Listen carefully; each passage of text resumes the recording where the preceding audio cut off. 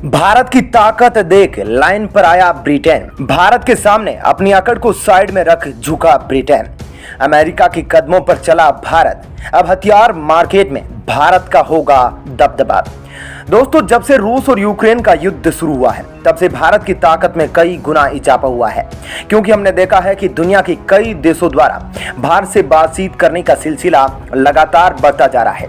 एक तरह से देखें तो भारत अंतर्राष्ट्रीय राजनीति का केंद्र बिंदु बनता जा रहा है, जिसकी वजह से भारत से आमने सामने की मीटिंग नहीं कर पाने की वजह से कई देशों के राष्ट्राध्यक्ष भारत के साथ वर्चुअली भी बातचीत कर रहे हैं।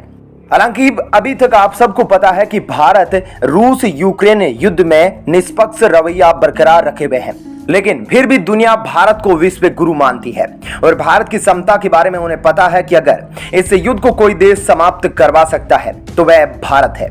इसी कड़ी में दोस्तों, अभी हाल ही में भारत के प्रधानमंत्री नरेंद्र मोदी और अमेरिका के राष्ट्रपति जो बाइडेन के बीच वर्चुअल मीटिंग हो चुकी है। इसके साथ ही नेपाल, मॉरिशस, श्रीलंका, मालदीव, रूस, ऑस्ट्रेलिया समेत कई बड़े देशों के बड़े नेता भारत के साथ बातचीत कर चुके हैं। वहीं हाल ही में जापान के प्रधानमंत्री भी भारत का दौरा करके वापस लौटे हैं। लेकिन दोस्तों, एक बहुत ही बड़ी खबर आ रही है, जिसके मुताबिक ब्रिटेन के प्रधानमंत्री बोरिस जॉनसन 21 अप्रैल को भारत दौरे पर आने वाले हैं। ऐसे में दोस्तों, दोनों देशों के बीच कई मुद्दों को लेकर आपसी बातचीत में सहमति बन सकती है और इस दौरे से पहले इन्वेस्टमेंट को लेकर एक बहुत ही बड़ी खबर सामने आई है, जिसके तहत ब्रिटेन भारत के अंदर भारी निवेश करने वाला है। और दोस्तों, अगर यह इन्वेस्टमेंट सफल रहा तो भारत अपने प्रोजेक्ट में कामयाब रहा तो पेट्रोल और डीजल को लेकर दुनिया का इतिहास बदल जाएगा। भारत में जिस तरह पेट्रोल और डीजल के दामों में वृद्धि हो रही है उस पर अंकुश लग जाएगा और जो देश पेट्रोल डीजल की वजह से भारत को आंख दिखाने की कोशिश करते हैं उनकी अकड़ भी ढीली पड़ जाएगी। दरअसल दोस्तों, सूत्रों के मुताबिक जानकारी मिली है कि ब्रिटेन की कंपनी एथीना ग्रुप से मध्य प्रदेश में 50,000 करोड़ रुपए का इन्वेस्टमेंट करने वाली है। और दोस्तों, ब्रिटेन के इस इन्वेस्टमेंट का मकसद भारत की सहायता से एक बड़े इथेनॉल को प्रोड्यूस करने वाले संयंत्र की स्थापना करना है, जिसकी मदद से भारत भविष्य की ईंधन इथेनॉल का उत्पादन कर सकेगा। दोस्तों, भारत और ब्रिटेन के इस साझा प्रोजेक्ट की वजह से न केवल मध्य प्रदेश के किसानों को फायदा मिलेगा, साथ ही भारत की पेट्रोल और डीजल पर निर्भरता भी कम होगी, क्योंकि एथेनॉल को पेट्रोल के अंदर मिलाकर इसे फ्यूल के रूप में इस्तेमाल किया जा सकेगा। आपको बता दें कि इथेनॉल एक तरह का अल्कोहल है जिसे पेट्रोल में मिलाकर गाड़ियों में फ्यूल की तरह इस्तेमाल किया जा सकता है। इथेनॉल का उत्पादन यूं तो मुख्य रूप से गन्ने की फसल से होता है, लेकिन शर्करा वाली कई अन्य फसलों से भी इसे तैयार किया जा सकता है। इथेनॉल के इस्तेमाल से 35% कम कार्बन मोनोऑक्साइड का उत्सर्जन होता है। इतना ही नहीं, यह कार्बन मोनोऑक्साइड उत्सर्जन और सल्फर डाइऑक्साइड को भी कम करता है। इसके अलावा इथेनॉल हाइड्रोकार्बन के उत्सर्जन को भी कम करता है। इथेनॉल में 35% ऑक्सीजन होता है। इथेनॉल फ्यूल को इस्तेमाल करने से नाइट्रोजन ऑक्साइड उत्सर्जन में कमी आती है। पेट्रोल मंत्रालय अगले 5 साल के लिए इथेनॉल की खरीद करने की गारंटी देने को तैयार है। इथेनॉल का उत्पादन बढ़ाने का फायदा यह होगा कि पेट्रोलियम पदार्थों की आयात का बोझ कम होगा। आपको बता दें कि दोस्तों, घरेलू जरूरतों को पूरा करने के लिए प्रति वर्ष लगभग 8 लाख करोड़ रुपए का डीजल पेट्रोल आयात करते हैं। ऐसे में दोस्तों, देश भर में 2025 तक डीजल पेट्रोल में 22% तक इथेनॉल मिलाने की मंजूरी प्रदान की गई है, जिसकी वजह से भारत पर पेट्रोल और डीजल आयात करने का बोझ कम होगा और वाहनों की दुनिया में इथेनॉल एक नई क्रांति का जन्मदाता बनेगा। ऐसे में दोस्तों, भारत जैसे बड़े देशों में ईंधन की खपत कम करने के लिए ब्रिटेन इथेनॉल के उत्पादन को बढ़ावा देने में भारत के अंदर 50,000 करोड़ रुपए का इन्वेस्टमेंट करने वाला है। यह वही ब्रिटेन है जो रूस के साथ भारत की दोस्ती पर अक्सर सवाल उठाता रहता है और दोनों देशों को व्यापार बंद करने की हिदायत देता है। साथ ही रूस यूक्रेन मसले पर भारत के रवैये पर भी सवाल उठाता है। लेकिन अब भारत जैसे बड़े मार्केट पर अपनी धाक को जमाने के लिए ब्रिटेन को झुकना पड़ा है।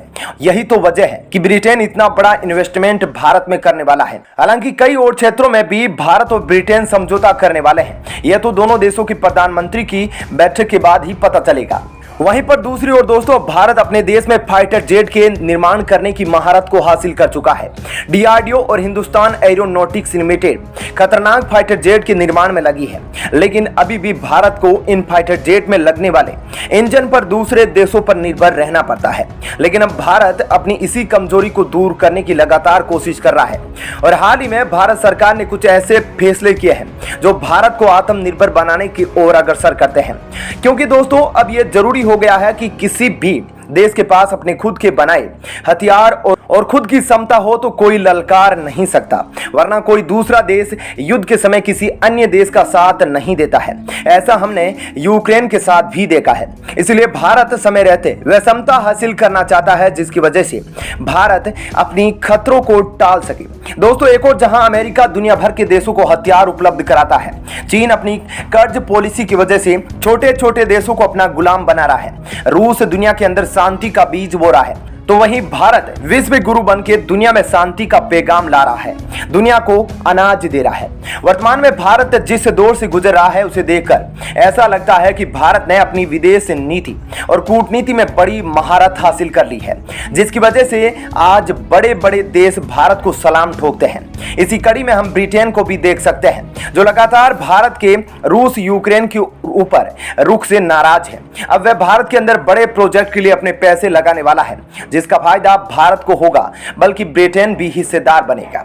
दोस्तों भारत न केवल अपनी आंतरिक स्थिति को ठीक करने में लगा है, बल्कि दुश्मनों से निपटने के लिए अपने खुद के बनाए हथियारों पर भी फोकस करने में लगा है, जिसमें भारतीय मिसाइलों से लेकर अत्याधुनिक ड्रोन्स और बम के निर्माण में महारत हासिल कर रहा है। इसके अलावा भारत साइबर हमलों से निपटने के लिए भी अपने सुरक्षा तंत्र को मजबूत करने में लगा है। इसके अलावा दोस्तों भारत फाइटर जेट के इंजन निर्माण में आत्मनिर्भर बनने के लिए लगातार अपनी पॉलिसी में भी बदलाव कर रहा है और बजट में भी इजाफा कर रहा है।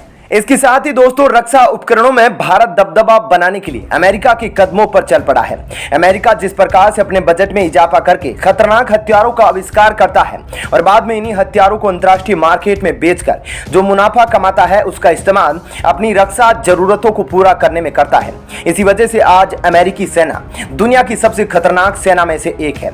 कुछ इसी प्रकार से भारत भी करने वाला है, जो कि भारत भी लगातार अपनी रक्षा क्षेत्र में बजट में इजाफा कर रहा है। वर्तमान में भारत $70 बिलियन रक्षा क्षेत्र में बजट जारी करता है, जो आने वाले समय में और भी ज्यादा बढ़ने वाला है और भारत को अपने हथियारों के निर्माण में ज्यादा आसानी रहने वाली है, क्योंकि वर्तमान में भारत हथियारों को लेकर कई देशों पर निर्भर है। जैसे कि तेजस मार्क 2 के लिए हाई थ्रस्ट जनरेट करने वाले इंजन इजराइल से मंगाता है, वहीं एमका का निर्माण करने में डीआरडीओ लगा है, उसके लिए भी भारत को अमेरिका ब्रिटेन जैसे देशों का चक्कर काटना पड़ रहा है, जिसकी वजह से अब भारत अपनी पॉलिसी में बदलाव करके खुद भी इन विमानों के प्रोडक्शन के अलावा इनके इंजन निर्माण में लगा है। ऐसे में दोस्तों आपका इस खबर पर क्या कहना है कमेंट सेक्शन में जरूर बताइएगा। साथ ही वीडियो को लाइक और शेयर जरूर कीजिएगा। धन्यवाद।